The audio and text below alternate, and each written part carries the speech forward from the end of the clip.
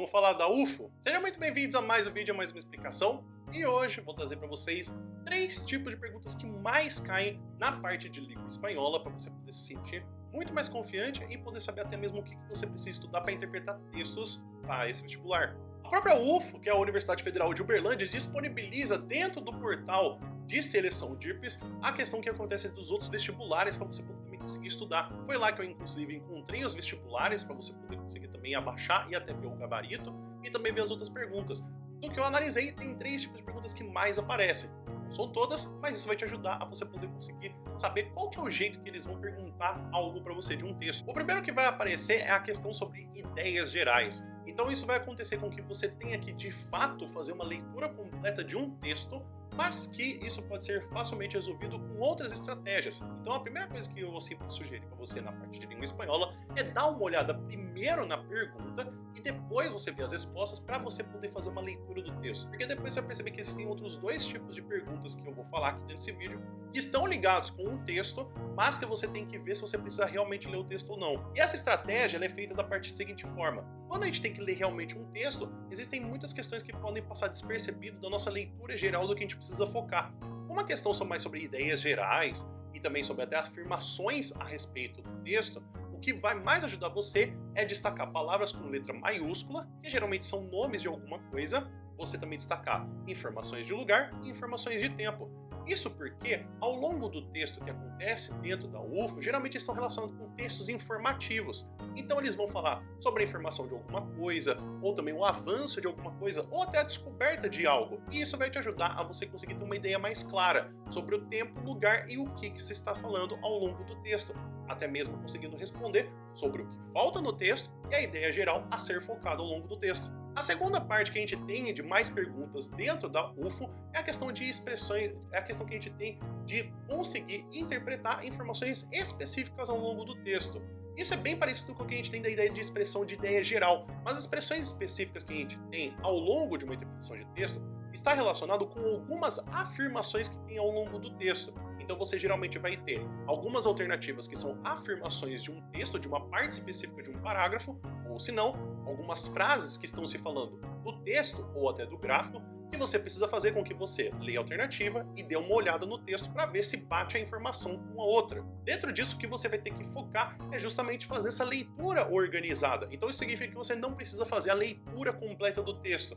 Isso ajuda muito você a conseguir economizar tempo, porque é muito comum que as pessoas leiam o texto e depois vão para as perguntas. Isso faz com que você tenha que ler pelo menos umas 2 ou 3 vezes a mais, porque você leu primeiro, depois você foi para a pergunta, ficou confusa e teve que ler antes. Lembre que a parte de espanhol está na metade da prova, então pode ser que você já tenha lido muitos textos e você vai se confundir.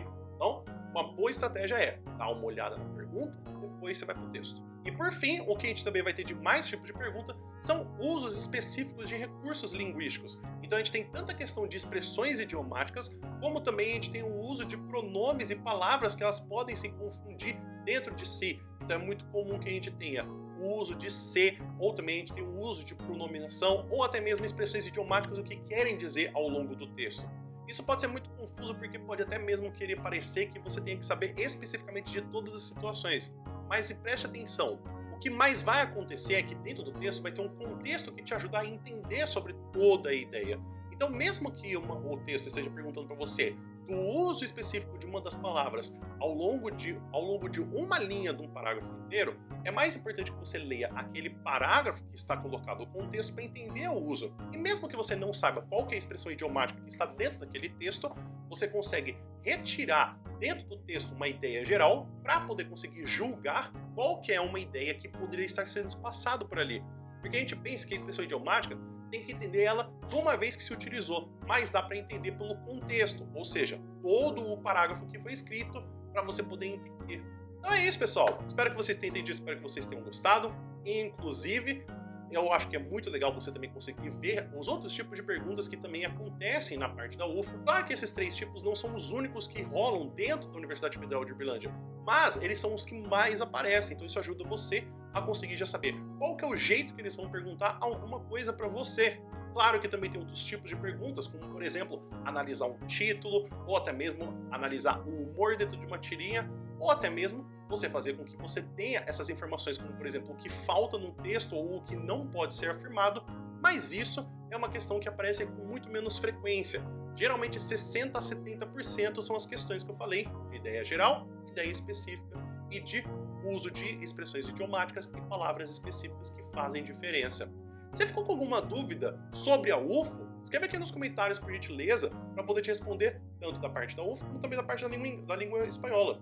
E caso você continue fazendo a UFO e você também queira até saber sobre gabaritos e também sobre as outras questões e até sobre a segunda fase, aqui no canal vai ter mais vídeos explicando sobre os exercícios e também para você poder conseguir ficar muito mais tranquilo para a segunda fase. E caso você queira estudar tanto para UFO ou você queira estudar apenas espanhol, você pode também estudar no meu Drive, que tem mais conteúdo de graça para você poder ficar muito mais tranquilo.